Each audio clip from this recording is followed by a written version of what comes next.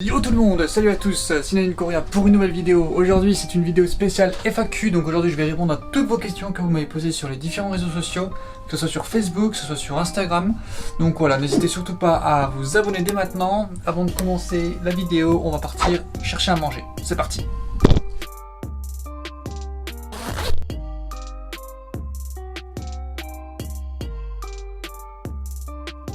Bon, on est 814 sur la chaîne, alors merci beaucoup à tous.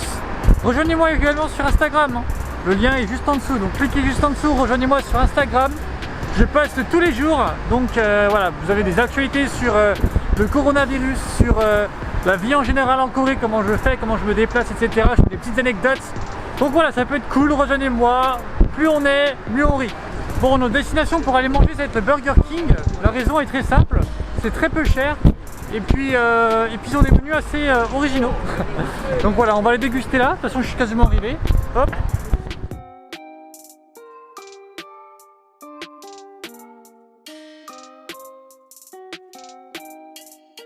Pour moi, ce qui me choque le plus, c'est quand même 8 nuggets pour 2000 won.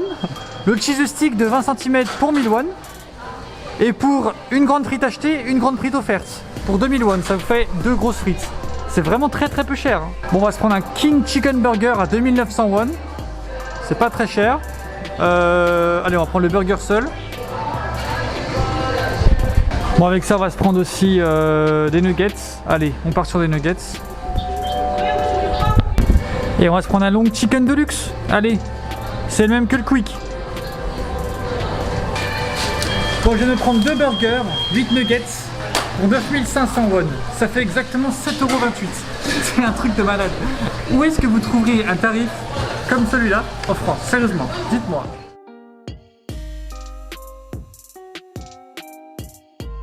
Alors la première question de la FAQ, ce sera de Cédric. Cédric qui me dit pourquoi la Corée du Sud? C'est une très bonne question. C'est une question que je voulais répondre déjà il y a 2 ans. Tout simplement parce que au tout début, en fait, j'avais fait une demande pour aller dans un pays en Asie. Essentiellement le Japon. Malheureusement, ça n'a pas pu aboutir et j'ai eu plusieurs universités coréennes qui m'ont proposé justement de m'accueillir au sein de leur établissement.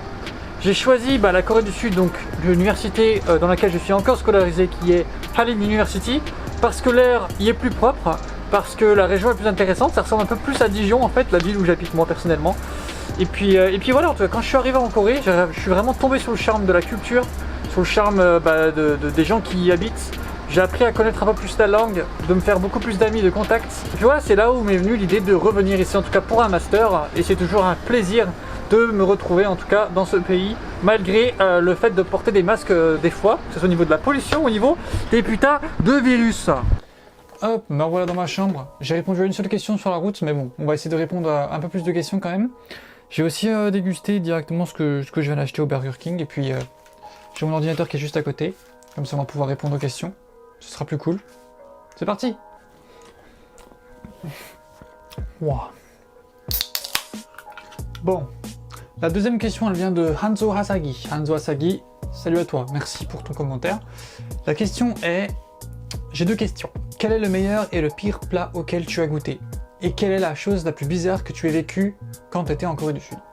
Alors, je suis encore en Corée du Sud, donc je vais essayer de répondre en fonction de ce que j'ai vécu, en tout cas ces 2 dernières années. Le pire plat auquel j'ai pu manger, c'était un bibimbap. Bibimbap, c'est en fait un lot de légumes, en fait, bibim comme bibimbap. Ça, pour l'instant, ça me choque pas, en fait, c'est pas si dégoûtant que ça. Par contre, le truc qui est dégueu juste à la fin, c'est naengmyeon. Naengmyeon, c'est des nouilles qui sont très gluantes et qui sont froides. Voilà, donc le tout se mange froid. Il y a pas assez d'assaisonnement en tout cas à mon goût. Il y a juste une sauce pimentée. Le piment ça me gêne pas, hein, mais c'est juste une sauce pimentée qui a un goût. Voilà quoi, si tu vois ce que je veux dire. Donc voilà, c'est le plat le plus dégoûtant que j'ai pu manger. D'ailleurs j'ai fait une vidéo, c'est ça qui est drôle. J'ai fait une vidéo où j'étais parti faire du kimchi, je sais pas si vous vous rappelez, où justement on mangeait ce plat là. Et c'était le jour où j'ai mangé le pire plat de ma vie. Et j'ai dû manger genre une ou deux voilà quoi. Bon, du coup, quel est le meilleur plat auquel tu as mangé? Je pourrais dire Burger King, hein. Mais le meilleur, je dirais quand même Dak Galbi. Dak Galbi, c'est le plat de Chuncheon, la ville où j'habite. C'est super bon, méga bon. Vous en trouvez aussi à Séoul, vous n'êtes pas forcément obligé d'aller à Chuncheon pour manger du dak galbi, mais c'est super bon. J'ai fait une vidéo le jour où je suis parti à Jade Garden, il me semble. J'ai fait une petite vidéo où on était parti manger au dak galbi avec tous mes amis, il y avait des Turcs, Pakistanais, Coréens, c'était cool. Donc voilà, en tout cas c'est le meilleur plat auquel j'ai mangé. Et je vous recommande obligatoirement, c'est super bon. Oh là là, long chicken de luxe, une tuerie. Oh c'est bon. Bon, maintenant je vais répondre à la deuxième partie de ta question qui est quelle est la chose la plus bizarre que tu aies vue depuis que tu es en Corée. C'est une question qui est très drôle, très inappropriée aussi parce que je suis en train de manger. Parce que c'est la chose la plus dégoûtante en fait que j'ai vue quand j'étais en Corée du Sud. Pour mettre les choses dans le contexte, c'était un soir, il était approximativement 23h, je rentrais à Chuncheon depuis Séoul. Il faut savoir que dans les métros et dans les trains en Corée, on a la partie qui est réservée aux personnes en fait, aux jeunes, etc. Et des places en fait qui sont réservées aux personnes âgées, uniquement aux personnes âgées, aux personnes handicapées ou aux personnes enceintes. La chose est que j'étais assis en fait sur la partie réservée aux personnes normales, enfin aux personnes sans souci, et le train est en train de rouler. À côté de moi, il y a justement dans le siège pour les personnes âgées, il y a un vieux qui est en train de faire des bruits bizarres. Je me dis c'est pas possible, je n'ai pas en train de faire ce qu'il est en train de faire. En fait, ce qu'il faisait, c'est qu'il était en train de collecter une masse de molars dans sa bouche. Pendant que le train roulait, il était là, puis il commençait à crier un gros paquet de molars dans sa bouche. Il faut savoir que ces personnes âgées, en Corée, on les appelle des ajoshi. Les ajoshi, ils sont très réputés en Corée du Sud pour bourrer tout le monde, pour parler super fort dans les métros comme s'ils étaient tout seuls. Enfin bref, on a la règle en Corée du Sud qui est plus t'es vieux, plus t'es roi. Le problème, c'est que moi, j'ai du mal avec ce concept-là. Ok, je respecte les personnes âgées, mais ça leur donne pas non plus le droit de faire ce qu'ils veulent. Quoi qu'il en soit, donc cette personne âgée est en train de collecter ce gros molar dans sa bouche. Moi, je suis à terre. Je suis en train de me dire, c'est pas possible, il se fout de ma gueule. Eh bien si, le train s'arrête. Au moment où il s'arrête, en fait, vous savez, il y a la petite bordure entre le quai et la rame. En fait, il arrive, il se penche comme ça, il vise en fait le petit trou, et puis il lâche son gros molar comme ça. Et il crache le plus gros molar que j'ai vu de ma vie. C'était ignoble, mais genre vraiment dégoûtant. J'avais envie de péter un câble, mais genre j'étais en mode, j'ai fait... C'était comme ça, j'étais choqué, je savais pas quoi faire. Est-ce que je pète un câble, est-ce que je rigole? Bon, du coup j'ai rigolé. Et là il arrive, il tourne sa tête, il me regarde, et puis il me fait un ya. Ya, ça veut dire waouh, quoi? Comme ça, tu vois. Alors je me dis, qu'est-ce que je fais? Est-ce que je lui pète la gueule? Est-ce que je me fais péter la gueule? Est-ce que j'ignore? Ou est-ce que je prends juste mon téléphone et je slide comme si c'était rien passé? Et bah du coup c'est ce que j'ai fait. J'ai pris mon téléphone et j'ai slidé. J'ai tout simplement slidé, j'ai fait genre non, c'est pas moi. Voilà. Donc c'était la chose la plus dégoûtante que j'ai vue en Corée du Sud. Ça m'a en tout cas fait perdre mon appétit. C'est super, merci pour ta question. Hanzo. Bon, cette fois-ci, la question, elle vient de Bastien. Bastien qui me demande, les Coréens aiment-ils les Français? Ils pensent quoi de la France en général? C'est quoi le cliché? Alors, les Français, ils aiment bien les Coréens, à cause de la K-pop, BTS, de tout ce genre de trucs. Mais les Coréens aiment bien les Français parce que Paris, parce que c'est beau, parce que le français, c'est classe. Le français est romantique, le français parle bien, même s'ils comprennent pas, mais ils pensent que ça sonne doux et ils pensent que ça sonne charmeur en tout cas. Ils pensent que le français est très propre, ils pensent que le français est aussi très joueur. Il y a pas mal de choses qui sont vraies, pas mal de choses qui sont fausses. Je sais pas comment le prendre, personnellement, moi on m'a déjà demandé, enfin j'ai déjà demandé à des personnes à quoi je ressemble, et moi on m'a souvent dit en fait que je ressemblais à un Américain, que je ressemblais à un Allemand, mais on m'a jamais dit français. Donc du coup c'est toujours ce que je me suis demandé, à quoi ça ressemble un français? Est-ce qu'il faut que j'aille dans la rue pour leur demander je suis de quelle origine et puis faire une vidéo comme ça? Dites-moi dans les commentaires ce que vous en pensez, peut-être que je ferai ça, mais je suis quasiment sûr que si je vais dans la rue, personne pourra dire toi t'es français ou toi t'es turc. J'ai pas une tête de turc, j'ai pas une tête de français, j'ai une tête de moi, je sais pas. En tout cas, les Coréens n'arriveront jamais à deviner en tout cas de quelle origine je viens. Et en tout cas, pour répondre un peu plus précisément à ta question qui est, ils pensent quoi de la France en général? Ils aiment beaucoup la France. Ils pensent que la France c'est un très beau pays, qui a de très bonnes valeurs, qui respecte ses citoyens. Ils pensent que c'est une très bonne démocratie, qu'il y a énormément de droits, que ce soit pour les homosexuels, que ce soit pour les femmes. Ils pensent que c'est un très très beau pays, qu'il n'y a pas beaucoup de chômage, alors qu'il y a beaucoup plus de chômage en France qu'en Corée du Sud. Ils pensent aussi qu'en France on est riche, ce qui n'est pas forcément vrai. Voilà. En tout cas, merci pour cette question, Bastien. J'espère avoir répondu, en tout cas, à la plupart des choses que tu voulais que j'y réponde. Alors là, j'ai une question de jeune turc. J'ai une turque qui regarde énormément mes vidéos. Merci à toi, en tout cas, de toujours laisser un petit commentaire. Ça fait vraiment plaisir et ça me motive. Quoi qu'il en soit, ta question était, tu préfères plus la Corée ou le Japon? Alors, c'est une très très bonne question, parce que j'ai fait une série qui s'appelle Un kebab au Japon. À l'époque où j'étais exchange student en Corée du Sud, je suis parti au Japon exactement dans la même période actuelle, c'est-à-dire décembre à janvier, donc quasiment un mois. Je suis parti au Japon et j'ai fait une grosse série de vidéos dans les plus grandes villes du Japon. C'était en tout cas une expérience inoubliable pour moi. J'en garde de très très bons souvenirs. Et puis j'ai fait plus de vidéos au Japon qu'en Corée, alors que ma chaîne s'appelle Un kebab en Corée à l'époque. Bon, en tout cas, pour en revenir à ta question, est-ce que je préfère plus la Corée ou le Japon? Je dirais la Corée du Sud. Je dirais la Corée du Sud parce que j'y ai vécu en Corée du Sud. Je vis en Corée du Sud en tant qu'étranger vivant, pas touriste qui visite. Quand je suis parti au Japon, c'était vraiment du tourisme pur et dur. J'ai pas vraiment une expérience dans la vie de tous les jours. Certes, je suis resté quasiment un mois, mais c'était différent. Je restais dans des hôtels, j'allais dans des restaurants. Je n'ai jamais eu de situation où j'ai dû un peu galérer. J'ai vraiment vécu en Corée du Sud. J'ai vécu une année quand j'étais exchange student, et là, ça fait déjà 5 mois que je suis de retour en Corée. Les Coréens ont toujours accepté de m'aider. Des fois, je n'ai même pas demandé d'aide. Ils sont venus de leur propre initiative pour me demander si j'ai besoin d'aide. Mes amis coréens, ils cherchent toujours à m'aider, de trouver une solution à mes problèmes. Si j'arrive pas à traduire quelque chose, ils sont toujours là à essayer de trouver, de trifouiller dans les applications de traduction, etc. Dans les magasins, choses comme ça, dans les banques, je sais pas. Il y a multitude de situations où des Coréens sont venus vers moi pour essayer de m'aider. Ensuite, si tu parles du pays même, en dehors des habitants, je dirais encore une fois la Corée du Sud, parce que la Corée a une très belle histoire. L'histoire du Japon est assez sanglante, très violente, que ce soit en Chine, que ce soit en Indonésie, que ce soit en Corée du Sud, ils ont fait des choses vraiment ignobles et horribles. C'est pour ça qu'en termes de pays, je choisirais encore une fois la Corée du Sud. Après, en termes de beauté intérieure, de monuments, de choses à visiter, je suis départagé. Je suis départagé parce que le Japon est super beau, il est magnifique. Le Japon, ça a toujours été une destination de mes rêves. C'est pour ça que ma vidéo, le jour où j'ai posé mes pieds au Japon, ça s'appelle Un rêve qui devient réalité. Le Japon, j'ai toujours eu cette image manga, animé, documentaire, temple, je sais pas, toute cette image, tout ce qu'on a pu voir en tout cas dans les films d'animation, que ce soit de chez Hayao Miyazaki, dans Princesse Mononoke, enfin tout ce qui est forêt, tout ce qui est divinité, enfin même si on ne partage pas la même philosophie, la même spiritualité, tous ces mythes, toutes ces choses m'ont toujours fasciné. C'est pour ça que j'ai toujours voulu aller au Japon. Après, la Corée du Sud, elle est super jolie dans le sens où c'est un pays où il y a plein de paysages divers et variés. On a la tradition d'un côté, la modernité de l'autre, comme au Japon. C'est pour ça que j'aurais du mal à choisir entre les deux pays. En tout cas en termes de beauté, en termes de quel pays est le plus beau. Mais si on devait choisir tous ces critères, les assembler ensemble, je dirais la Corée du Sud, sans hésiter. Bon allez, nouvelle question cette fois-ci de Istos. La question c'est, as-tu appris à lire là-bas? Alors, j'ai appris en fait à lire le coréen avant que je vienne en Corée du Sud. J'en ai parlé dans ma première vidéo que j'ai faite sur ma chaîne YouTube. En fait, j'ai appris le coréen par moi-même grâce à des applications mobiles. Donc moi, je vous recommanderais d'ailleurs Duolingo, qui est pas mal en tout cas pour apprendre. Sinon, vous avez des sites internet qui s'appellent Talk to Me in Korean. C'est la référence numéro 1 pour apprendre le coréen en tout cas. Ils ont des livres, ils ont des bouquins, ils ont une application, ils ont plein de vidéos sur YouTube.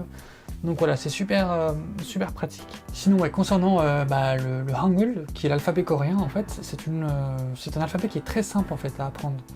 Il faut savoir que le Hangul, ça a été créé en 1444 par le roi Sejong. Lui, il a même dit que le plus gros abruti pourrait l'apprendre en 10 jours, et une personne normale serait capable de l'apprendre en une matinée.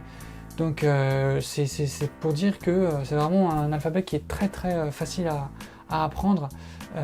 Faut savoir qu'en Corée du Sud à l'époque, on utilisait le hanja qui est en fait l'alphabet chinois, donc les caractères chinois qui étaient utilisés en Corée du Sud.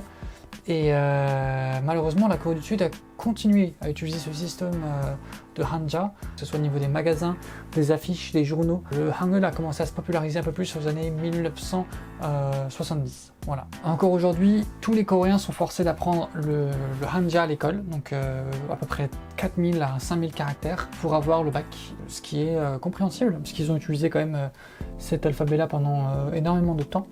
Mais voilà. Bon, maintenant je vais répondre à la question qu'on m'a posée le plus.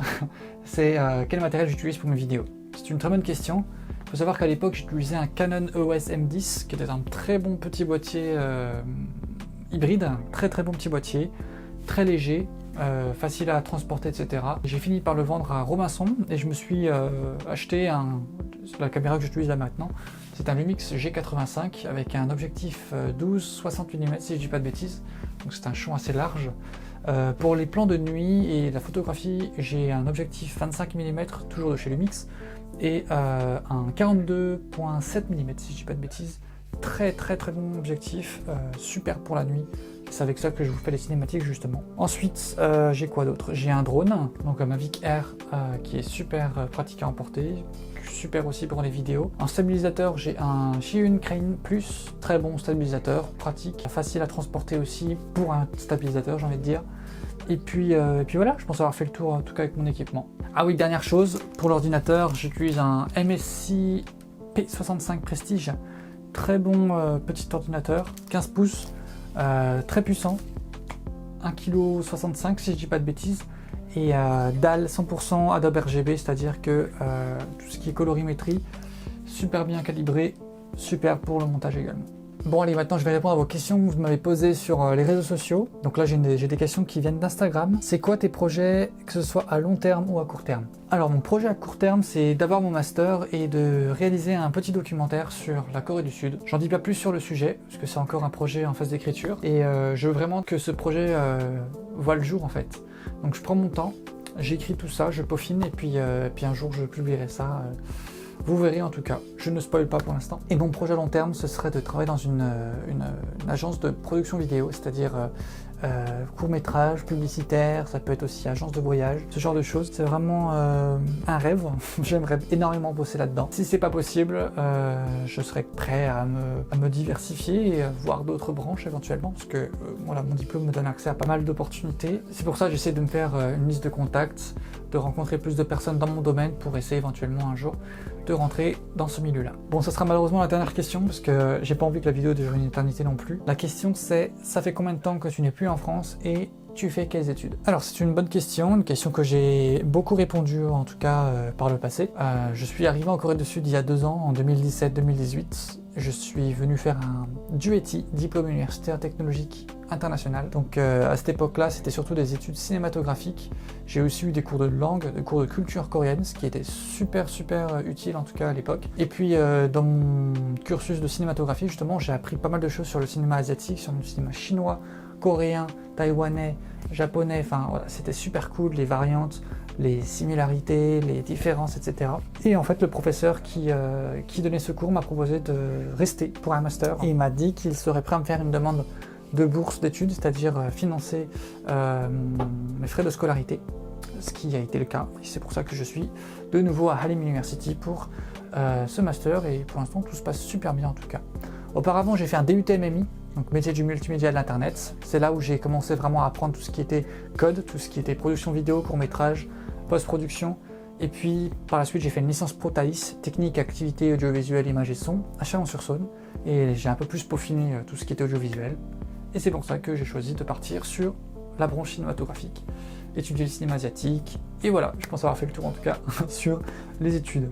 Bon voilà, c'est la fin des questions, ça fait 2 ans que je vous avais promis ça, j'espère en tout cas avoir répondu à la plupart de vos questions. Et puis ouais, continuez à vous abonner de plus en plus sur la chaîne, je vous remercie. Plus on est, mieux on rit. Rejoignez-moi également sur Instagram, encore une fois je l'ai dit, je publie pas mal de choses, que ce soit sur ma vie de tous les jours, que ce soit, je sais pas, ma petite critique, mes coups de gueule, ce genre de choses, ça peut être super cool. Si on peut échanger ensemble, ça peut être encore mieux. Et puis voilà, je sais que les FAQ, c'est pas forcément les vidéos les plus fun à regarder. Là, je suis posé sur mon lit en train de répondre à vos questions, mais je trouvais que c'était important. Ça fait 2 ans que je vous avais promis, ça fait 2 ans que je vous ai dit posez-moi vos questions, blablabla. Là, enfin, c'est fait. Hop, et puis la semaine prochaine, normalement, nouvelle vidéo. J'essaie de tenir le rythme, en tout cas, une vidéo par semaine. Ça, j'ai essayé de le respecter pendant un bon moment. J'ai eu beaucoup de mal, mais là, maintenant que je suis à Séoul, c'est un peu plus simple pour moi de faire tout ça, en tout cas de trouver du temps pour faire ces vidéos là.